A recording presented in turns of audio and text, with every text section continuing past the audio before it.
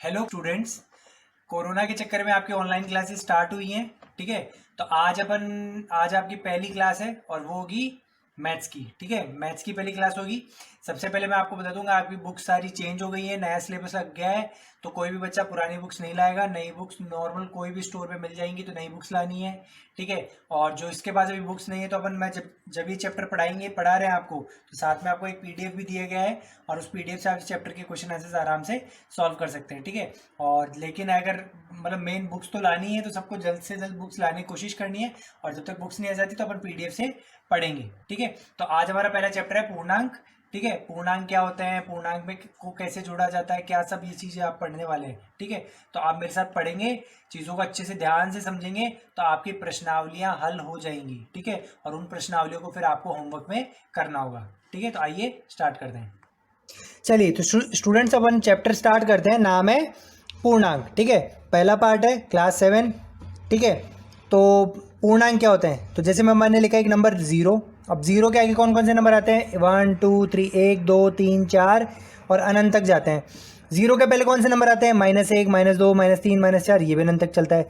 तो ये सारे नंबर्स क्या कहलाते हैं, पूर्णांक। ठीक है, ज़ीरो से राइट, अगर अपन राइट साइड में जाएं तो प्लस वाले नंबर, और लेफ्ट साइड में जाएं तो माइनस वाले नंबर, सारे क्या कहलाते हैं, पूर्णांक। अब पूर्णांक दो तरह के होते हैं, एक तो होते हैं ऋणात्मक और एक होते हैं धनात्मक। जितने भी प्लस वाले नंबर है जिनके आगे कोई चिन्ह नहीं होता या फिर प्लस का चिन्ह होता है, वो धनात्मक होते हैं। ठीक है, और जितने भी माइनस वाले नंबर्स हैं वो क्या होते हैं, ऋणात्मक पूर्णांक होते हैं। जीरो भी अपने आप में एक पूर्णांक है, लेकिन ना तो ये ऋणात्मक है और ना ही धनात्मक है। ठीक है, तो पूर्णांक कहें तो प्लस वाले नंबर, माइनस वाले नंबर और जीरो, ये तीनों चीजें मिलाकर पूर्णांक बनाते हैं। ठीक है, अब कौन कौन सी संख्याएं पूर्णांक नहीं होती, जैसे भिन्न है।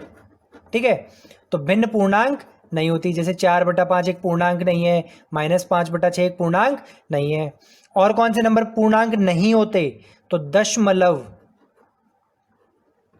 दशमलव वाली संख्याएं भी पूर्णांक नहीं होती, जैसे 2.5 एक पूर्णांक नहीं है, 3.5 एक पूर्णांक नहीं है, 2.6 एक पूर्णांक नहीं है। ठीक है, तो जितने भी प्रॉपर नंबर है जो भिन्न के रूप में नहीं है, दशमलव के रूप में नहीं है, वो प्रॉपर नंबर पूर्णांक कहलाते हैं। पूर्णांक दो तरह के होते हैं, धनात्मक प्लस वाले और ऋणात्मक माइनस वाले। ठीक है, भिन्न कभी पूर्णांक नहीं होती और दशमलव कभी पूर्णांक नहीं होते। ठीक है, अब अपन बात करेंगे इन पूर्णांकों को नंबर लाइन पे संख्या रेखा पर कैसे देखा जाता है या कैसे निरूपित किया जाता है। चलिए, तो अब हम बात करते हैं संख्या रेखा की। देखो, संख्या रेखा बनाई कैसे जाती है, एक लाइन खींच दो, तो बीच में सेंटर पार्ट क्या होता है, जीरो होता है। ठीक है, जीरो के इधर प्लस वाले नंबर होते हैं, जैसे 1 2 3 4 5 और इस तरह चलते हैं, अनंत तक जाते रहते हैं। और जीरो के इधर कौन से होते हैं, माइनस वाले नंबर, लेकिन माइनस ऐसे नहीं होता, -1 -2 -3 -4। जीरो के पास में से माइनस वाले नंबर चालू हो जाते हैं, -1 -2 -3 -4 -5 और अनंत तक। ठीक है, तो ये नंबर लाइन होती है। अब कोई कहे कि नंबर लाइन पे आप दो को निरूपित करके बताओ, तो दो कहाँ है, 0 1 2 यहाँ पे, तो ये मैंने नंबर लाइन पे दो बता दिया।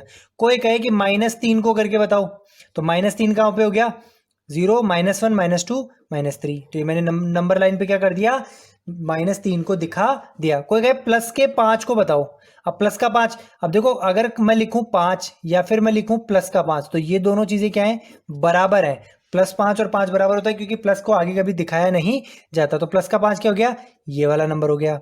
कोई कहे कि -7 को करके बताओ, ठीक है, तो -7 तो है ही नहीं, तो नंबर लाइन दोनों तरफ अनंत तक जाती है संख्या रेखा। ठीक है, तो -1 -2 -3 -4 -5, तो आगे क्या बन जाएगा, -6, फिर आ जाएगा -7। सिर्फ अपन उतनी ही संख्या लिखते हैं जो अपनी आवश्यकता हो, क्योंकि नंबर लाइन दोनों तरफ अनंत तक होती है।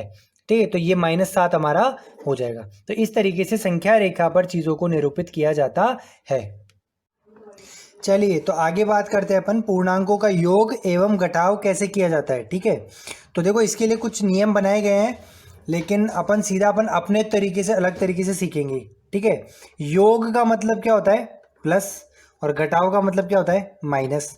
ठीक है, यानी पूर्णांकों को प्लस और माइनस कैसे किया जाता है। ठीक है, अब अपन प्लस का मतलब क्या सोचेंगे, यहाँ पे लाभ।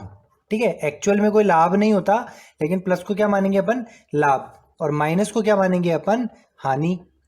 ठीक है, लाभ या हानि। अगर ऐसे सोच के चलेंगे ना तो अपने सारे सवाल आराम से हो जाएंगे। तो पूर्णांकों का योग मतलब लाभ हो रहा है, पूर्णांकों का घटाव मतलब हानि हो रही है। यानी कोई पूर्णांक प्लस में है मतलब हमें लाभ हो रहा है, और माइनस में मतलब हानि हो रही है। ठीक है, अब जैसे मान लो पहला सवाल है प्लस का 4 प्लस का 5। ठीक है, प्लस का 4 प्लस का 5, प्लस का 4 यानी 4 का लाभ हो रहा है, प्लस का 5 यानी 5 का लाभ हो रहा है। अब देखो दोनों लाभ को अगर आपस में मिलाएंगे अपन तो लाभ और लाभ आपस में बढ़ेगा कम होगा, बढ़ जाएगा। तो प्लस का 4 प्लस का 5 यानी 4 और 5 मुझे 9, और 9 का क्या हो जाएगा मुझे लाभ। लाभ का मतलब क्या हो गया प्लस, यानी कि पहला भी लाभ हो और दूसरा भी लाभ हो तो आपका लाभ क्या हो जाएगा बढ़ जाएगा। ठीक है, अब मैं बात करूं प्लस का 7 माइनस का 3। ठीक है, प्लस का 7 माइनस का 3 यानी 7 का मुझे लाभ हो रहा है और माइनस 3 मतलब 3 का मुझे हानि हो रही है। देखो लाभ हानि मैं समझने के लिए खुद लगा रहा हूँ ताकि मेरे हमेशा आंसर सही निकले। तो प्लस का 7 यानी 7 का लाभ, माइनस का 3 यानी 3 की हानि। ठीक है, तो लाभ और हानि एक दूसरे को काटते हैं, लाभ बढ़ता है और हानि कम होती है। तो 7 में से 3 कम हो जाएगा तो कितना बचेगा 4। अब क्योंकि मुझे ज़्यादा लाभ हो रहा था और हानि कम हो रही थी इसलिए मुझे क्या होगा ज़्यादा लाभ बचेगा। तो बचेगा कितना 4 का लाभ बचेगा। यानी 7 रुपये, मान लो 7 या 7 अंकों को मैं लाभ मानता हूँ और 3 अंक अगर मैं हानि मानता हूँ तो 7 में से 3 चले जाएंगे और 4 का लाभ मुझे रह जाएगा। ऐसे ही मान लो अगर एक हो माइनस का 5 और माइनस का 6। ठीक है, माइनस का 5 और माइनस का 6, तो माइनस का 5 मतलब माइनस का 5 मतलब माइनस का लाभ हो रहा है मुझे, 5 का लाभ हो रहा है। सॉरी माइनस का 5 मतलब 5 का मुझे हानि हो रही है, माइनस का 6 मतलब मुझे 6 की मुझे हानि हो रही है। ठीक है, तो अब मुझे 5 का भी हानि मतलब नुकसान हो रहा है, 6 का भी नुकसान। तो दोनों अगर नुकसान हुए तो नुकसान मेरा क्या हो जाएगा बढ़ जाएगा। क्या हो जाएगा बढ़ जाएगा। तो 5 का भी नुकसान, 6 का भी नुकसान, तो 5 और 6 को जोड़ लो 11 का नुकसान मुझे हो जाएगा। ठीक है, और माइनस का मतलब मुझे क्या हो रहा है नुकसान हो रहा है। अगला सवाल लेते हैं अपन माइनस का 8 प्लस का 6। माइनस का 8 प्लस का 6, तो 8 माइनस का 8 मतलब 8 का मुझे नुकसान हो रहा है, हानि हो रही है, प्लस का 6 मतलब 6 का प्रॉफिट हो रहा है, लाभ हो रहा है। तो 8 का नुकसान हो और 6 का लाभ हो यानी नुकसान ज़्यादा हो रहा है तो लाभ कितना कम हो जाएगा। तो 8 में से 6 कम कर दो, 2 बचेगा, 2 का अभी भी मुझे क्या रहेगी हानि रहेगी। तो लाभ अगर आपका ज़्यादा है तो लाभ बचेगा, हानि ज़्यादा है तो हानि बचेगी। अगर दोनों लाभ है तो बढ़ के लाभ बढ़ जाएगा, और दोनों हानि है तो दोनों हानियाँ बढ़ के हानि भी क्या हो जाएगी बढ़ जाएगी। ठीक है, इसी तरीके से अगर कोई 3 नंबर आपको करने हो जैसे 5 प्लस 8 माइनस 6। ठीक है, प्लस का 5 प्लस का 8 माइनस का 6, तो 5 का प्रॉफिट और 8 का प्रॉफिट, तो 5 का लाभ और 8 का लाभ जुड़ के कितना हो जाएगा 13 का लाभ। उसमें 6 का हानि माइनस कर दो तो 13 का लाभ और 6 की हानि, तो 13 में से 6 माइनस कर दो कितना जाएगा 7 का प्रॉफिट बचेगा। ठीक है, तो इस तरीके से पूर्णांकों को अपन योग व घटाव कर सकते हैं। अब अपन बात करें दो चिन्हों को हल कैसे किया जाता है। ठीक है, अब ये आएगा कैसे, जैसे मान लो मैं एक सवाल लिख रहा हूं 4 माइनस प्लस 5। ठीक है, 4 माइनस प्लस 5 ये दो चिन्ह है। ठीक है, तो दो चिन्हों को हल कैसे करते हैं। तो पहली बात तो चीज़ देखो, अगर ब्रैकेट हो तो एक चिन्ह बाहर हो एक चिन्ह अंदर हो, तो ब्रैकेट के बाहर अगर कुछ भी नहीं हो तो बॉड मास रूल अपन ने क्या पढ़ा था, bracket of division multiplication addition subtraction. यानी ब्रैकेट के बाहर हमेशा क्या होता है मल्टीप्लाई होता है। तो अगर इसमें इसको बढ़ा करके लिखूँ तो क्या हो जाएगा 4 माइनस ब्रैकेट प्लस 5। तो अगर ब्रैकेट के बाहर यहाँ कुछ भी नहीं, तो यहाँ पे क्या है 1 है, और 1 क्या हो रहा है इससे मल्टीप्लाई हो रहा है। क्या हो रहा है मल्टीप्लाई हो रहा है। ठीक है, तो अब यहाँ पे यानी ब्रैकेट के अंदर बाहर दो साइन हो तो वो दोनों चिन्ह आपस में मल्टीप्लाई होते हैं। अब मल्टीप्लाई के 4 नियम है। पहला क्या कि माइनस का साइन प्लस का साइन प्लस के साइन से मल्टीप्लाई हो जाए तो जो आंसर आता है उसका साइन किस में हो जाता है प्लस में। माइनस का साइन माइनस के साइन से मल्टीप्लाई हो जाए तो आंसर आता है प्लस में। प्लस का साइन माइनस के साइन से मल्टीप्लाई हो तो क्या होता है माइनस का साइन आता है, और माइनस का साइन प्लस के साइन से मल्टीप्लाई हो तो भी माइनस का साइन आता है। यानी दोनों प्लस के साइन तो मल्टीप्लाई होने पे प्लस, दोनों माइनस तो मल्टीप्लाई होने पे प्लस, एक प्लस एक माइनस तो मल्टीप्लाई होने पे माइनस, एक माइनस एक प्लस तो मल्टीप्लाई होने पे माइनस। ठीक है, तो यहाँ पे क्या होता है ये दोनों साइन आपस में मल्टीप्लाई हो जाते हैं। क्यों, क्योंकि बाहर कुछ भी नहीं तो क्या है 1, और 1 के बाद में क्या होगा यहाँ पे मल्टीप्लाई। तो -1 इंटू प्लस का 5, तो माइनस का साइन प्लस से मल्टीप्लाई होगा, तो माइनस का साइन जब प्लस से मल्टीप्लाई होगा, जब माइनस का साइन प्लस से मल्टीप्लाई होगा तो रिजल्ट क्या आएगा माइनस। ठीक है, तो ये हो जाएगा 4 माइनस 5। ठीक है, अब 4 किसका है प्लस का है, 5 क्या है माइनस है। प्लस का 4 इंटू 4 का लाभ, 5 की हानि, ठीक है। तो हानि ज़्यादा हो रही है तो 5 में से 4 माइनस कर देंगे 1, और हानि कितने की बचेगी, 1 की। तो इस तरीके से अपन डबल साइन को भी सॉल्व कर सकते हैं। एक एग्जाम्पल अगर मैं और लेना चाहूँ तो 5 माइनस माइनस 7, ठीक है, ऐसे सॉल्व करना है। तो ये साइन इससे गुणा हो रहा है, जब माइनस का साइन माइनस के साइन से गुणा हो, ठीक है, तो आंसर क्या होता है प्लस, तो ये हो जाएगा 5 माइनस इंटू माइनस प्लस 7, ठीक है। तो 5 प्लस 7 12 आंसर हो जाएगा, ठीक है। तो ये चीज़ अपन मल्टीप्लिकेशन में आगे और डिटेल में इन पे सवाल करेंगे। ये चारों नियम अपन को याद रखने हैं, ठीक है, यही नियम याद रखना है। बाकी सब चीज़ें अपन ने बिना नियमों के पढ़ी है कि प्लस का साइन प्लस के साइन से मल्टीप्लाई हो तो प्लस, माइनस का साइन माइनस के साइन से मल्टीप्लाई हो तो प्लस, प्लस का साइन माइनस से हो तो माइनस, माइनस का साइन प्लस से हो तो प्लस। चलिए आगे चलते हैं। अब अपन बात करते हैं पूर्णांकों के योग के गुण। पूर्णांकों को जोड़ते हैं तो उनको योग करने पे कुछ गुण आते हैं, उनको अपन डिस्कस करेंगे। पहला गुण होता है सर्वत्र गुण, दूसरा होता है क्रम विनय गुण, तीसरा होता है साहचर्य गुण। तो ये तीनों गुण अपन पढ़ने वाले हैं। तो हमारा पहला गुण है सर्वत्र गुण, ठीक है। ये क्या होता है कि अगर मान लो a प्लस बी करें और a एक पूर्णांक है और b भी एक पूर्णांक है, ठीक है, तो इन दोनों का योग करने पे जो आंसर आएगा वो भी क्या होगा, एक पूर्णांक होगा, ठीक है। तो सर्वत्र गुण क्या कहता है कि अगर आप दो पूर्णांकों को योग करो तो उत्तर भी क्या होगा, एक पूर्णांक होगा। ऐसा ही हमारे घटाने में भी होता है यही गुण कि आप दो पूर्णांकों को अगर गुणा करो, दो पूर्णांकों को भाग करो, सॉरी दो पूर्णांकों को माइनस करो, घटाएं, तो भी उत्तर क्या होगा, एक पूर्णांक। तो सर्वत्र गुण क्या कहता है कि पूर्णांकों को जोड़ने या घटाने पर उत्तर भी पूर्णांक ही मिलता है, ठीक है। समझ में आ गया। जैसे कि मान लो मैं एग्जाम्पल लूँ, -7 + 2, ठीक है, -7 + 2, तो -7 क्या एक पूर्णांक है, ये संख्या रेखा के लेफ्ट हैंड साइड में आता है, +2 भी पूर्णांक है। तो -7 + 2 का आंसर हो जाएगा माइनस प्लस माइनस, तो 7 में से 2 माइनस कर देंगे तो माइनस हो जाएगा 5, और बड़ा नंबर 7 तो आंसर क्या जाएगा -5। तो -7 भी एक पूर्णांक था, प्लस का 2 भी एक पूर्णांक था, और उत्तर जो हमारा आया माइनस का 5 भी एक पूर्णांक है, ठीक है। अगला हमारा है क्रम विनय गुण। क्रम विनय गुण क्या कहता है, ए को बी से जोड़ो या फिर बी को ए से जोड़ो, कभी भी उत्तर चेंज नहीं होता। जैसे आप 7 + 5 कर दो और 5 + 7 कर दो तो भी 7 + 5 उत्तर क्या आएगा, 12, 5 में 7 जोड़ दो उत्तर क्या आएगा, 12। तो चीज़ों को आगे पीछे करने पर कोई बदलाव नहीं होता, ये हमारा क्रम विनय गुण कहता है। और ये क्रम विनय गुण योग में सही रहता है, गलत नहीं होता। समझ में आ गया। तो क्रम विनय गुण क्या कहता है, चाहे ए को बी से प्लस करो या बी को ए से प्लस करो, कभी भी उत्तर चेंज नहीं होगा, ठीक है। समझ में आ गया। अब अगला हमारा आता है साहचर्य गुण। साहचर्य गुण 3 चीज़ों पे लगता है। ये क्या कहता है, a + b + c 3 चीज़ों को जोड़ना है आपको।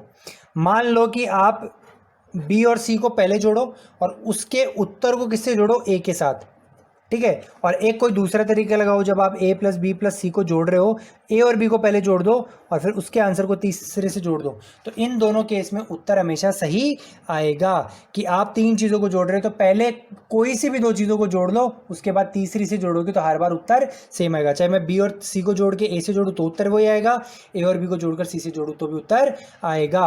अब मैं उदाहरण लेता हूँ, 3 + 4 + 5, और इधर भी जोड़ रहा हूँ 3 + 4 + 5, ठीक है।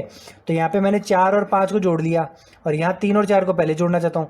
कोष्टक का मतलब होता है जिन चीज़ों पे कोष्टक लगा दिया उनको पहले जोड़ना है, ठीक है। तो पहले 4 और 5 को जोड़ दूँ, कितना हो जाएगा, 4 + 5 9, और 9 में 3 जोड़ दूँ तो कितना आंसर आ जाएगा, 12, ठीक है। अब ऐसी बात करूँ, इधर 3 और 4 को पहले जोड़ूँ तो आंसर कितना जाएगा, 3 और 4 7, और 7 में 5 जोड़ तो आंसर क्या जाएगा, 12, ठीक है। तो साहचर्य गुण क्या कहता है कि आप 3 चीज़ों को जब जोड़ रहे हो तो चाहे पहली 2 चीज़ों को जोड़कर तीसरी से जोड़ो या लास्ट 2 चीज़ों को जोड़कर पहली से जोड़ो, कभी भी उत्तर चेंज नहीं होगा, ठीक है। अब अपना सवाल है कि इनके गुण, इनके सवाल आते कैसे हैं, इन गुणों पे कैसे सवाल आते हैं। तो इन पे रिक्त स्थान आते हैं और आपको गुण पहचान कर रिक्त स्थान से भरना होता है। अब चलिए देखते हैं हमारा रिक्त स्थान कैसे होगा। पहला रिक्त स्थान है 6 + 5 = 5 + डैश, ठीक है। तो अपन को इसमें अपन ने पहला कौन सा पढ़ा था, अपन ने सर्वत्र गुण, सर्वत्र नहीं, दूसरा पढ़ा था अपन ने क्रम विनय गुण। क्रम विनय गुण क्या कहता था कि a + b = b + a होता है। अगर मैं गुण इसमें लगाऊं तो a कौन हो गया, 6, और b कौन हो गया, 5। तो यहाँ पे b + a, तो b तो आ गया 5, तो a कौन आना चाहिए, 6, ऐसे भर दोगे। दूसरा 6 + 4 + डैश बराबर डैश प्लस डैश प्लस -2 है, ठीक है। तो ये कौन सा गुण हो गया, साहचर्य गुण। इसमें लगाएं a + b + c = b A plus B plus सी, ठीक है। अब देखो यहाँ पे ए कौन हो गया 6, बी कौन हो गया 4 और सी कौन हो गया -2। तो यहाँ पे सी आएगा नहीं, यहाँ पे क्या आएगा -2। लेकिन माइनस को ब्रैकेट में रखेंगे, ध्यान रखना, क्योंकि दो साइन एक साथ नहीं आती, तो -2 को ब्रैकेट में रखेंगे। यहाँ पे कौन आएगा ए आएगा, ए कौन है 6 और यहाँ पे कौन आएगा बी, तो बी कौन हो गया 4। तो इस तरीके से हम उदाहरण कर सकते हैं। अब हमारा अगला पार्ट है योज्य प्रतिलोम क्या होता है, ठीक है। योज्य प्रतिलोम जैसे 5 का योज्य प्रतिलोम होता है -5 और 4 -4 का योज्य प्रतिलोम होता है 4। यानी योज्य प्रतिलोम होता है किसी भी संख्या का जब चिन्ह बदल दे, माइनस है अगर प्लस का है तो उसको माइनस का कर दे और माइनस का है तो उसको प्लस का कर दे, तो वो उसका योज्य प्रतिलोम करना कहलाता है। आपको बोले कि 8 का योज्य प्रतिलोम करके बताओ, तो 8 का योज्य प्रतिलोम क्या होगा -8, ठीक है। तो कोई बोले कि 1 का योज्य प्रतिलोम करके बताओ, 1 का योज्य प्रतिलोम क्या हो जाएगा -1। और एक इंपॉर्टेंट बात, योज्य प्रतिलोम को कभी भी किसी भी संख्या को उसके योज्य प्रतिलोम से जोड़ते हैं तो आंसर हमेशा क्या आता है 0 आता है। चेक करके देख लो, 8 ले लो और उसको जोड़ो उसके योज्य प्रतिलोम से, तो 8 का योज्य प्रतिलोम क्या हो गया -8, तो इसके जोड़ो तो 8 प्लस -8, तो प्लस माइनस, अब मैंने डबल चिन्ह आ गया, डबल चिन्ह मैंने बताया था क्या होगा, प्लस माइनस क्या हो जाएगा माइनस, तो 8 प्लस माइनस -8, 8 -8 आंसर क्या हो जाएगा 0। तो कभी भी किसी संख्या को उसी के योज्य प्रतिलोम से जोड़ते हैं तो एक संख्या प्लस की होती है, एक माइनस की होती है, तो उससे हमेशा आंसर क्या आता है 0। एक और उदाहरण देख लो, जैसे 6 -6 है तो उसको जोड़ना है उसके योज्य प्रतिलोम से, तो -6 का योज्य प्रतिलोम क्या होता है प्लस का 6, तो प्लस का 6, तो माइनस का 6 और प्लस का 6 को जोड़ना है मेरे को, तो -6, अब प्लस प्लस का डबल साइन का साइन आंसर क्या हो जाएगा +6, तो -6 +6 क्या हो जाएगा 6 में से 6 काट दो, आंसर क्या हो जाएगा 0, ठीक है। अब अगला आता है हमारा योज्य तत्समक क्या होता है, ठीक है। तो योज्य तत्समक क्या है, शून्य को योज्य तत्समक कहा जाता है। क्यों? क्योंकि शून्य को आप किसी भी संख्या में जोड़ो तो उसमें कोई फर्क नहीं पड़ता, तो शून्य को योज्य तत्समक कहा जाता है। जैसे 16 + 0 करो तो आंसर क्या आएगा 16 ही आएगा, ये आंसर में कोई बदलाव नहीं करता, ठीक है। -25 + 0 करो तो आंसर क्या आ जाएगा -25, ठीक है। तो इसका भी एक रिक्त स्थान आता है, जैसे मान लो कह दिया -16 plus dash is equal to -16, तो -16 एज इट इज कब मिलेगा, जब यहाँ पे क्या हो योज्य तत्समक यानी 0 हो, ठीक है। अब आगे अपन बात करते हैं एक्सरसाइज 1.1 की। यहाँ तक अपन ने पढ़ लिया, इसे आराम से अपना एक्सरसाइज 1.1 1.2 हो जाएगा। तो एक्सरसाइज 1.1 का मैं खुद एक क्वेश्चन ले रहा हूँ, क्वेश्चन नंबर 8, ए और बी के मानों के लिए निम्न का सत्यापन कीजिए, ठीक है। तो क्वेश्चन क्या है, जैसे ये चीज़ ये साबित करने मुझे a माइनस बी बराबर a प्लस बी होता है, जबकि आपको a का बार बार अलग अलग मान देगा, तो आपको इस सूत्र को सिद्ध करके बताना है, वेरीफाई करना है, सत्यापन करना है कि ये चीज़ इसके बराबर आती है या नहीं। तो पहला मैंने एक पार्ट लिया, बाकी पार्ट आप खुद कर लेंगे। a का मान है 21 और b का मान है 18। तो पहले मैं इस सवाल को लिख लूँ, a माइनस बी, ठीक है। इस सवाल का सिर्फ ये वाला हिस्सा लिख रहा हूँ, LHS लेफ्ट हैंड साइड, ठीक है, दाएं वाला पार्ट लिख रहा हूँ, फिर राइट हैंड साइड बाएं वाला पार्ट लिखूंगा। तो पहले मैंने ये लिख दिया, तो a का मान कितना 21, तो a की जगह कितना लिख दिया 21 माइनस, फिर कोष्टक चालू, फिर माइनस, अब b का मान कितना है 18, ठीक है। तो 21 माइनस -18, अब यहाँ पे क्या आ गया डबल चिन्ह आ गया, तो डबल चिन्ह को एक करना मैंने बताया था, माइनस माइनस क्या हो जाता है प्लस हो जाता है, तो 21 + 18 और 21 और 18 को जोड़ दो, आंसर कितना आ जाएगा 39, 8 और 1 9, 2 और 1 3, ठीक है। चलो आपने ये हिस्सा साबित कर लिया, अब ये वाला हिस्सा लिखते हैं a + b, तो यहाँ पे सीधा a का मान क्या लिख देंगे 21 और b का मान लिख देंगे 18, तो 21 और 18 को जोड़ो तो भी यहाँ पे आंसर कितना आ जाएगा 39। और देखिए ये दोनों चीज़ें आपस में क्या आ गई बराबर हो गई, तो अपन ने इसका सत्यापन कर लिया, ठीक है। तो एक बार इसमें मान रखेंगे, इसका उत्तर निकालेंगे, और एक बार इसका मान रखेंगे, इसका उत्तर निकालेंगे, दोनों उत्तर बराबर आने चाहिए। आपको बाकी सभी सवालों में ऐसा ही करना है, पर ध्यान रखना अगर a और b खुद माइनस का हो, जैसे मान लो 18 माइनस का 18 प्लस का 9 के माइनस का होता, तो फिर 18 को कोष्टक में रख के यहाँ पे क्या लगाते एक माइनस और लगाते, ठीक है। समझ में आ गया? चलिए अब अगला सवाल लेते हैं अपन। मैंने क्वेश्चन नंबर 3 लिया है, आप अगर प्रश्नावली 1.1 का क्वेश्चन नंबर 3 लिया है, ठीक है। प्रश्नावली 1.1 का क्वेश्चन नंबर 3 पढ़ता हूँ मैं। सोमवार को श्रीनगर का तापमान -5 डिग्री सेल्सियस था, तापमान को डिग्री सेल्सियस में नापते आपको पता होगा, और मंगलवार को तापमान 2 डिग्री सेल्सियस कम हो गया। क्या हो गया? कम हो गया। कम मतलब माइनस हो गया, ठीक है। तो मंगलवार को श्रीनगर का तापमान क्या था ये बताओ। तो पहले मैं तापमान लिख देता हूँ, सोमवार को क्या था, तो सोमवार को कितना था -5 डिग्री सेल्सियस था। अब मंगलवार के लिए 2 डिग्री क्या हो गया, कम हो गया। तो मंगलवार का तापमान निकालने के लिए इस तापमान में एक मिनट, मंगलवार से लिखता हूं। मंगलवार का तापमान निकालने के लिए हमें क्या करना पड़ेगा, तो मंगलवार को हमें 2 डिग्री कम करना है, यानी 2 डिग्री कम करना है, यानी 2 डिग्री को माइनस करना है। तो हमारा आंसर क्या हो जाएगा, 5 डिग्री सेल्सियस में 2 डिग्री सेल्सियस को क्या करना है, माइनस करना है। मतलब पहले तापमान कितना था, माइनस का 5 डिग्री सेल्सियस, तो अब तापमान कितना हो जाएगा, 2 डिग्री हमें कम करना है। कम करने का मतलब क्या होता है, माइनस करना। ठीक है, अब इसको सॉल्व करें तो माइनस माइनस क्या होता है, प्लस, माइनस माइनस क्या हो जाता है, प्लस। ठीक है, तो माइनस माइनस प्लस, तो 5 और 2 का आंसर कितना जाएगा, 7। और चिन्ह किसका आएगा, बड़े नंबर का। तो बड़ा कौन है, 5, तो माइनस का 60 डिग्री सेल्सियस। तो मंगलवार को तापमान कितना हो जाएगा, माइनस का 60 डिग्री सेल्सियस। अब आगे का इन्होंने, बुधवार को तापमान 4 डिग्री सेल्सियस बढ़ गया, 4 डिग्री बढ़ गया। बढ़ने को मतलब क्या बोलते हैं, प्लस, 4 डिग्री प्लस हो गया। तो बुधवार का तापमान निकालने के लिए अपन क्या कर लेंगे, 4 डिग्री बढ़ा देंगे। अब किस में बढ़ाएंगे, तो बुधवार को बढ़ा कब, मंगलवार से बढ़ा है, तो मंगलवार में बढ़ाना, ध्यान रखना, सोमवार में नहीं बढ़ाएंगे। तो मंगलवार का क्या था, माइनस 60 डिग्री सेल्सियस, उसमें कितना बढ़ा देंगे, 4 डिग्री सेल्सियस बढ़ा देंगे। ठीक है, तो माइनस का 7 प्लस का 4, माइनस प्लस माइनस, तो 7 में से 4 कम कर देंगे तो कितना जाएगा, 3। और साइन कौन है, बड़े नंबर का, तो आगे क्या जाएगा, -3 डिग्री सेल्सियस। तो बुधवार को तापमान कितना होगा, -3 डिग्री सेल्सियस। ठीक है, अब इसी तरीके से आप बाकी सारे क्वेश्चन को प्लस माइनस करके हल कर लेंगे। अब बात आ गई अपनी एक्सरसाइज 1.2 की। 1.2 में कम ही क्वेश्चन है, तो एक क्वेश्चन में आपको एक उदाहरण दे रहा हूँ, इस तरीके से आप 1.2 कर सकते हो। 2 पूर्णांकों का युग्म बताइए जिनका योग -3 हो, या फिर अंतर 2 हो, या फिर योग 0। अलग अलग सवाल है कि आपको ऐसे 2 जोड़े बनाने हैं पूर्णांकों के, जिनको जोड़ने पर, योग करने पर कितना है, -3 आए। ठीक है, तो ऐसे कई उदाहरण बन सकते हैं, आपके माइंड में जो है आप बना सकते हो। जैसे मैं बना के बताऊँ, आंसर कितना आना चाहिए, -3।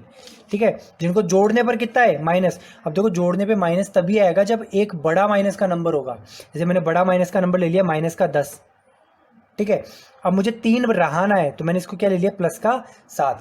देखो, -10 और प्लस का 7। ठीक है, ये 2 नंबर ले लिए मैंने, एक नंबर ये ले लिया और एक ये नंबर ले लिया। ठीक है, ये 2 नंबर ले लिए, -10 प्लस का 7। अब इनको जोड़ता हूँ मैं, -10 प्लस का 7, इन 2 नंबर को जोड़ा। तो जोड़ते टाइम ये डबल साइन, तो डबल साइन में प्लस प्लस क्या हो जाएगा, प्लस। तो -2 प्लस 7, तो 10 में से 7 माइनस प्लस क्या होता है, माइनस होता है। तो 10 में से 7 तक क्या जाके कितना जाएगा, 3 आ जाएगा। और चिन्ह किसका, बड़े नंबर का। तो बड़ा नंबर कौन है, माइनस, तो आगे क्या जाएगा, यहाँ पे माइनस आ जाएगा। तो देखो, मैंने -10 और 7 ले लिया, जिसका योग कितना आ रहा है, -3। आप ऐसे कोई से भी नंबर ले सकते हो। अब जिनका अंतर 2 आए, तो अंतर 2 तो उससे बहुत सारे हो गए, प्लस का 5 और प्लस का 3। अब इनका अंतर निकालो, अंतर करने का मतलब होता है माइनस करना। तो प्लस का 5 और प्लस के 3 का मुझे अंतर करना है। ये मैंने +5 लिख दिया, ये +3 लिख दिया, और बीच में अंतर कर दिया, माइनस कर दिया, क्योंकि 2 साइन है तो ये वाला ब्रैकेट में आ रहा है। तो प्लस का 5, यहाँ पे क्या हो जाएगा, माइनस प्लस माइनस, तो माइनस का 3 हो जाएगा। तो प्लस माइनस माइनस हो गया, सॉल्व हो गया। 5 में से 3 का है 2, बड़ा नंबर कौन है, 5, तो आंसर क्या जाएगा, प्लस का 2। तो मैंने जिनका अंतर 2 है ऐसा मैंने बता दिया, प्लस का 5 और प्लस का 3। ठीक है, अब लास्ट, जिनका योग कितना हो, 0।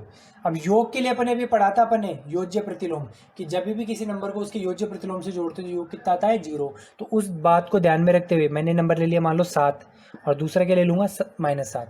एक न संख्या ले लूंगा और दूसरी संख्या उसी के योज्य प्रतिलोम ले लूंगा, तो उनको जोड़ने पर कितना आ जाएगा, 0 आ जाएगा। 7 प्लस -7, तो प्लस माइनस माइनस, तो 7 - 7 कितना हो जाएगा, 0। ठीक है, तो इस तरीके से आप एक्सरसाइज 1.2 के सवाल भी कर सकते हैं। तो बच्चों, हमारे लिए आज हमारे लिए यहीं तक था। ठीक है, आपका होमवर्क है कि आपको इस वीडियो को अच्छे से समझ के एक्सरसाइज 1.1 पूरी, एक्सरसाइज 1.2 पूरी, प्रश्नावली 1.1, प्रश्नावली 1.2 पूरी होमवर्क कॉपी में करना है, बाकायदा प्रॉपर नीट एंड तरीके से करना है। ठीक है, आप स्कूल आओगे जब आपका काम चेक होगा, गलत नहीं करना किसी को। और कोई भी डाउट होगा तो हमारी डाउट्स क्लास भी होगी, जिसमें हम आपसे बातचीत करेंगे, तो उसमें आपका डाउट सॉल्व करेंगे। तो जिसका कोई भी डाउट आ रहा है किसी भी सब्जेक्ट में, तो वो डाउट को नोट करके रख ले, और जब भी टीचर से बात हो तो अपना डाउट क्लियर कर ले। ठीक है, तो इस तरीके से आज हमारी क्लास थी। मैं उम्मीद करता हूँ आपको सबको समझ में आया होगा अच्छे से। अगर आपको कोई भी चीज़ नहीं समझ में आए तो इस वीडियो को 1 से 2 बार वापस रिपीट करके देखो, तो चीज़ें समझ में आने लग जाएंगी, और एक एक टॉपिक पढ़ के आप सारे क्वेश्चंस सॉल्व कर लोगे। थैंक यू क्लास, आज के लिए इतना ही, और अगली क्लास आने तक आप इसी को करते रहें, जल्दी आपको आपकी अगली क्लास मिल जाएगी। Thank you.